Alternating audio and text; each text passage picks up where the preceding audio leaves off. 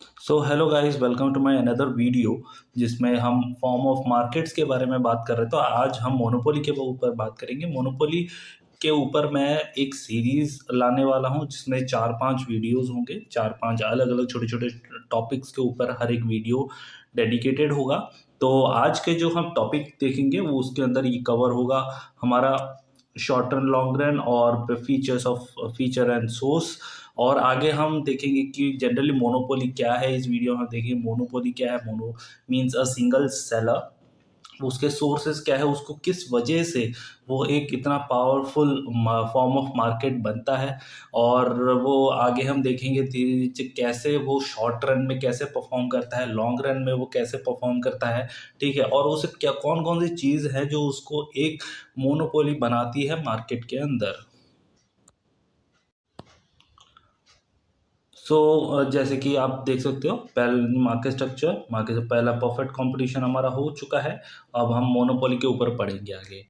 Okay, अभी हम monopoly के फीचर्स पढ़ेंगे। मोनोपोली फीचर्स में सबसे पहला जो आ जाता है वो सिंगल सेलर है। पूरे मार्केट में वो इकलौता ऐसा सेलर है जो कि वो उस प्रोडक्ट को सेल कर रहा है। ठीक है, उसके उसके सब कोई सब्स्टिट्यूट नहीं है। वो इकलौता ऐसा सेलर है जिससे सारे पूरे मार्केट के जितने भी बायर्स हैं उसी के पास आते हैं सामान खरीदने के लिए। ठीक है, तो इसीलिए उसे सिंगल सेलर बोला जाता है। और नो क्लोज सब्स्टिट्यूट मतलब कि उसके जैसे वो जैसा प्रोडक्ट बना रहा है उसके जैसा कोई प्रोडक्ट दूसरा मार्केट में है ही नहीं।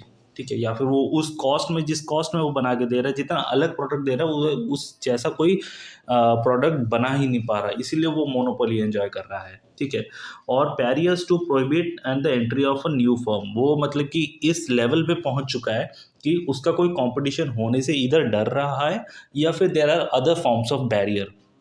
ठीक है, वो मतलब प्रोडक्ट को इतना अलग बना चुका है, इतना लोग उस प्रोडक्ट के आदी हो चुके हैं कि कोई और दूसरा कंपटीशन बन ही नहीं रहा। कोई मतलब कि कोई मार्केट में एंटर ही नहीं कर पा रहा। There are various type of barriers. ठीक है, एक बैरियर नहीं, बैरियर्स है, बहुत सारे टाइप के बैरियर्स हो सकते हैं। ठीक है, जो कि किसी भी एक नए प्लेयर को मार्केट में एंटर नहीं करने दे रहा। ठीक है, affects no other seller by its own action, affects no other sellers by its own action, इसके एक्शन से किसी और को फर्क नहीं पड़ता। Okay, the firm and the industry are one single entity. Okay, ये हमें जैसे कि फर्म मतलब कि जैसे कि हमने परफेक्ट कंपटीशन में पढ़ा था, फर्म और इंडस्ट्री दोनों अलग चीज़ है ना। इंडस्ट्री क्या है? इंडस्ट्री मतलब कि फर्म मतलब ये एक सिंगल यूनिट है, लेकिन हमारा इंडस्ट्री क्या है? ग्रुप ऑफ यूनिट, है ना। ग्रुप ऑफ यूनिट, ढेर सारे फॉर्म्स को मिला के बनता है हमारा इंडस्ट्री, है ना। तो हमारे परफेक्ट कंपटीशन में क्या होता था? इंडस्ट्री के डिमांड और सेल से बनता था प्राइस, है ना। लेकिन जो भी इंडस्ट्री प्राइस डिसाइड करता था उसे फर्म को परफेक्ट कंपटीशन में एक्सेप्ट करना पड़ता था।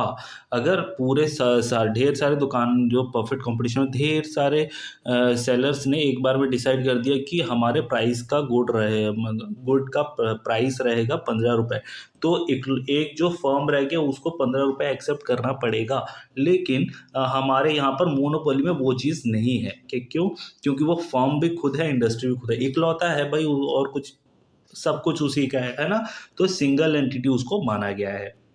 The demand curve in case of monopolist is a downward sloping curve, है ना।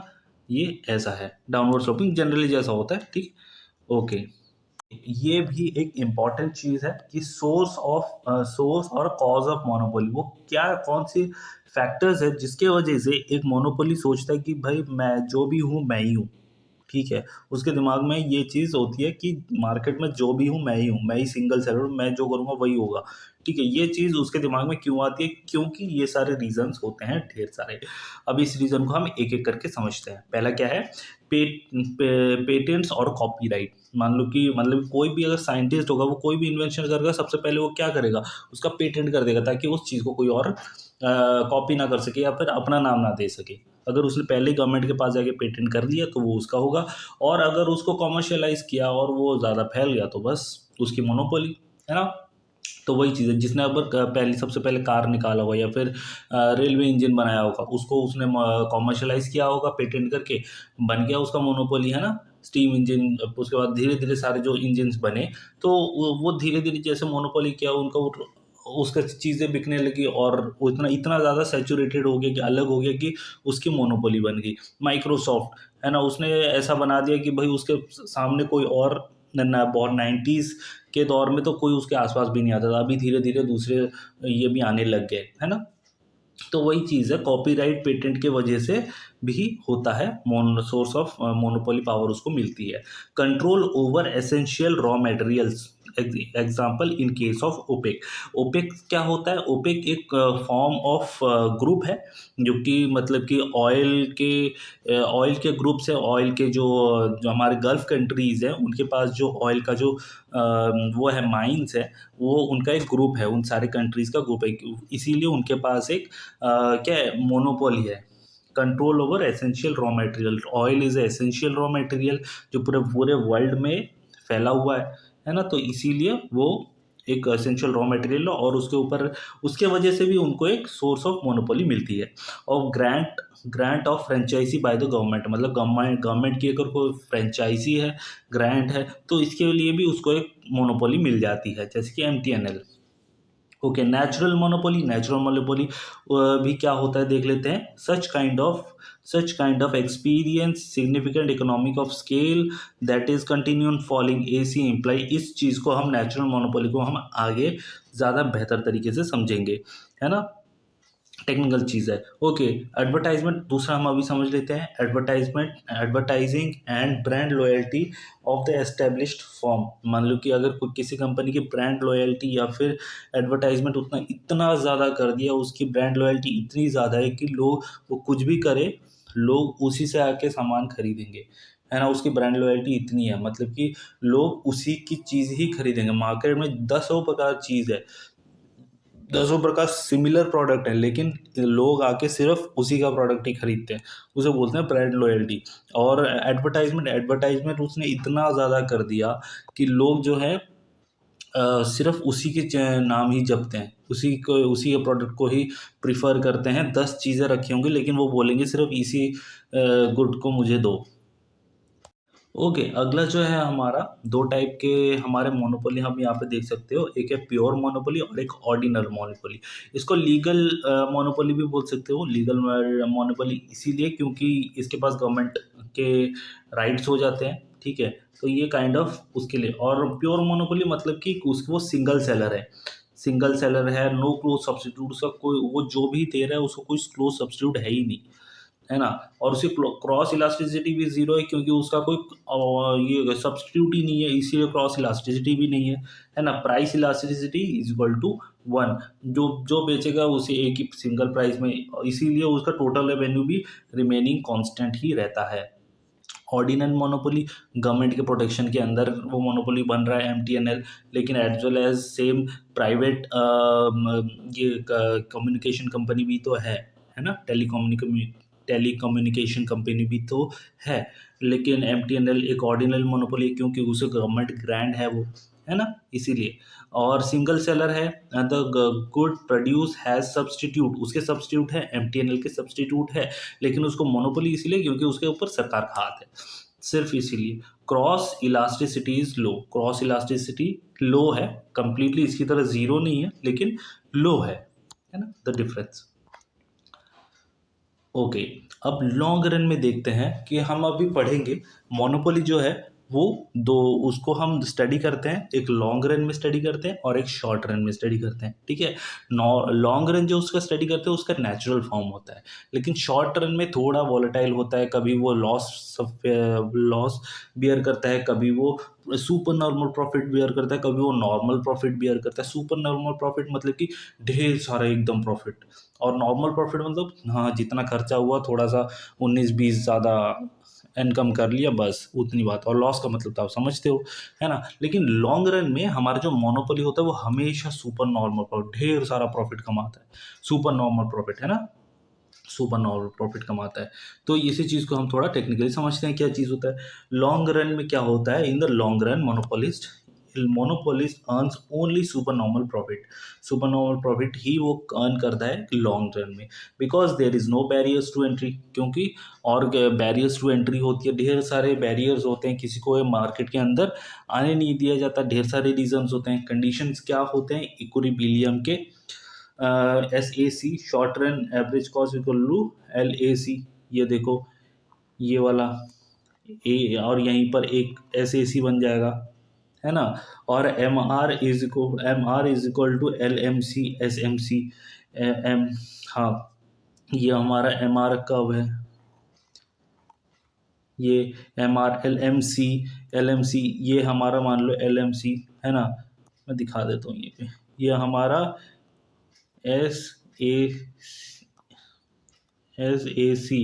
SAC होगा, तो यहीं से हमारा बन जाएगा क्या, SMC, हाँ सही बन गया SMC, ये अलग है, ठीक है, ये वाला हमारा ये वाला है, ठीक है, और ये वाला हमारा ये वाला है, ठीक है, SMC।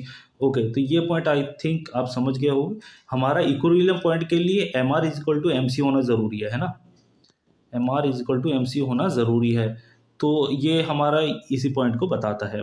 खैर, और अब हम देखते हैं दूसरा क्या है, price is greater than LAC, price जो है हमारा ग्रेटर देन LAC से ग्रेटर है। ओके, तो ये हमारे इक्विलिब्रियम पॉइंट के वो 3 पॉइंट्स हैं। अब हम देखते हैं कि क्या ये इसको हम थोड़ा समझ लेते हैं। ये हमारा AR कब है, एवरेज रेवेन्यू, ये हमारा मार्जिनल रेवेन्यू है, ठीक है, एवरेज रेवेन्यू। और हमारे इक्विलिब्रियम के लिए कौन से 2 पॉइंट हमारे होने चाहिए, कौन से, एक तो MR MC को कट कर रहा होगा, परफेक्ट एकदम कट कर रहा है इस पॉइंट पे, इस पॉइंट पे कट कर रहा है, तो हमारा ये पहला पॉइंट कट हो गया। और दूसरा क्या होना चाहिए, नीचे से कट करना चाहिए, नीचे से MC जो है MR को नीचे से कट कर रहा है, ये भी पॉइंट सही है, ठीक है। तो यहाँ पर जब वो कट कर रहा है तो ये यहाँ पर कट किया तो ऊपर उसके ठीक ऊपर चले जाएंगे, जहाँ पे MR को टच किया उधर से हमारा प्राइस निकल जाएगा। मार्जिनल रेवेन्यू ना, marginal revenue sorry average revenue को जहाँ पर टच किया, ये वाला सिंगल पॉइंट ऊपर ऊपर ऊपर जाते जाते जहाँ पर टच किया वहीं से हमारा प्राइस डिसाइड हो जाएगा, ठीक है। और हमारा एवरेज कॉस्ट ऐसे है, यहाँ से नीचे आएगा, नीचे से निकलेगा, और वो जहाँ पर इसी सेम पॉइंट, ये जो लाइन ऊपर जा रहा होगा, जहाँ पर वो टच कर जाएगा उधर से ही हम निकाल देंगे कितना, हमारा कॉस्ट। इसका मतलब क्या हुआ, इसका मतलब ये हुआ कि हमारा प्राइस इतना था, ओपी हमारा प्राइस था, और ओस, हाँ, और इतना हमारा कॉस्ट था, ठीक है, इतना हमारा कॉस्ट था और इतना हमारा प्राइस था। तो हमारे इसका मतलब हमारे पास मुनाफा कितना हुआ, प्रॉफिट कितना हुआ, प्रॉफिट इतना सारा, ढेर सारा प्रॉफिट हुआ उसको, ठीक है, इतना सारा प्रॉफिट हुआ, PCAB, PCAB, इतना सारा हमारा प्रॉफिट हुआ, ठीक है। आई थिंक इतना समझ में आ गया हमें। अब हम पढ़ेंगे short run equilibrium. Short run equilibrium में जैसे हमने लॉन्ग रन में पढ़ा, लॉन्ग रन में सिर्फ मोनोपोली क्या होता है, सुपर नॉर्मल प्रॉफिट अर्न करता है। लेकिन शॉर्ट रन में क्या होता है, शॉर्ट रन में सिर्फ शॉर्ट रन में 3 कंडीशन आ जाते हैं, इधर वो लॉस बेयर कर सकता है, इधर नॉर्मल प्रॉफिट कर सकता है, या फिर सुपर नॉर्मल प्रॉफिट। इन तीनों में से ही मोनोपोली कुछ ना कुछ अर्न करेगा, ठीक है। सबसे पहले हम थोड़े वही सेम कंडीशंस को हम फिर से देख लेते हैं। सेम कंडीशन क्या है, MR is equal to MC should cut the MR curve from the below, है ना। ये हमारा AR है, MR है, और ये नीचे से एकदम कट कर रहा होगा, ठीक है, इसी की बात हो रही है।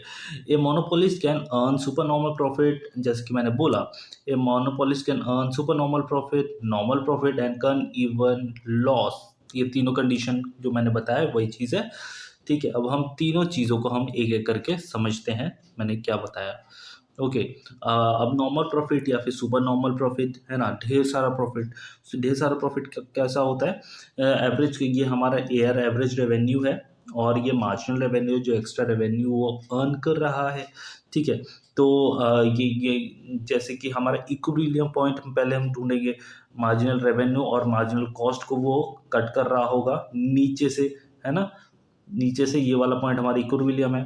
इसके यहाँ से ठीक ऊपर ऐसे ऐसे ऐसे जाएंगे, जहाँ पर ए आर होगा वहीं पे टच करेंगे, वहीं पे हमारा प्राइस निकल जाएगा। अच्छा ये हमारा प्राइस है, तो हमें चीज़ों को इतने में बेचना है।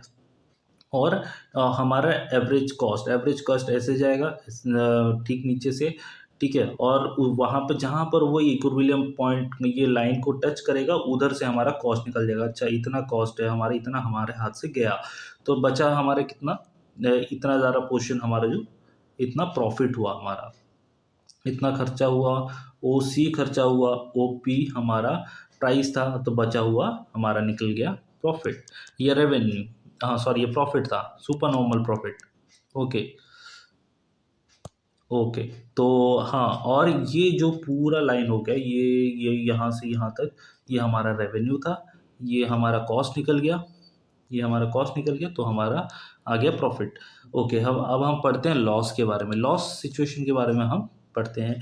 ये ठीक वैसा ही सिचुएशन है, ए आर है वैसे ही, यहाँ पर जैसे ए आर था, एम आर भी वैसे ही रहेगा, ठीक है। और ए सी, ये एम सी भी वैसे ही, ए सी वो कट करेगा, लेकिन एक चीज़ जो होगा हमारे यहाँ पर चेंज, जो यहाँ पर हमने ए सी को देखा था, है ना, वो थोड़ा ऊपर की तरफ शिफ्ट हो जाएगा, है ना। वो यहाँ पर कहाँ पे शिफ्ट होता था, एसी जो था वो एमआर के अंदर जाता था, अब मैं बोलूँगा अब वो होगा एसी से ऊपर चला जाएगा, मतलब एम ए आर से वो इतना डिस्टेंस ऊपर है, ठीक है, इतना डिस्टेंस ऊपर है। इसका मतलब क्या, अब कॉस्ट ज़्यादा आ रहा है ना, उनके हाथ से खर्चा ज़्यादा हो रहा है लेकिन प्राइस कम है। प्राइस मान लो कि 5 रुपये है, और उनके हाथ से खर्चा हो रहा है 10 रुपये का, ठीक है। तो मतलब कि 10 रुपये का खर्चा हो रहा है लेकिन प्राइस मार्केट में कम है, तो जिसके वजह से उसको 5 रुपये का लॉस हो रहा है, मान लो 5 करोड़ का ही देख लो, तो ठीक है, तो वो उसे इतना लॉस हो रहा है। आई थिंक इतना क्लियर है हुआ। ठीक सेम सिचुएशन यहाँ पर भी, हमारा एसी जो होगा, एसी के वजह से ही ये सारी चीज़ें चेंज होती रहेंगी। एसी जब नीचे चला जाएगा तो वो नीचे, उसके वजह से सुपर नॉर्मल प्रॉफिट होगा। एसी जब इसी लाइन के ऊपर आके बैठ जाएगा तो नॉर्मल प्रॉफिट होगा। एसी जब हद से ज़्यादा ऊपर चला जाएगा तो कॉस्ट ज़्यादा हो जाएगा, जिसके वजह से हमारा लॉस हो रहा है। यहाँ पर देखिए हमारा एसी लाइन क्या कर रहा है, वो ए आर के ऊपर बैठ चुका है, ऊपर जहाँ पे टच किया वहाँ पे price is equal to cost, ठीक है। तो जिसकी वजह से जितना उसको, मतलब कि मान लो 5 रुपये खर्चा हो रहे थे और 5 रुपये या फिर 6 रुपये उसको प्राइस है, तो मतलब थोड़ा ज़्यादा, मतलब कि 5 रुपये या 4 रुपये उसका प्राइस है, तो उसका सुपर नॉर्मल प्रॉफिट थोड़ा 19-20 का उसको प्रॉफिट हो रहा है, ठीक है, या फिर नॉर्मल प्रॉफिट हो रहा है उसको। I think I am clear. यहाँ पे मैंने इस डायग्राम को, आई होप सो आप अच्छे से समझ चुके होंगे कैसे एसी के वजह से मोनोपोली मार्केट में ये प्रॉफिट, अब नॉर्मल प्रॉफिट, लॉस और नॉर्मल प्रॉफिट होता है। आई होप सो आप समझ गए होंगे, और कुछ डाउट होगा तो आप नीचे ज़रूर लिखिएगा। थैंक यू सो मच, आज के लिए इतना ही। जय हिंद।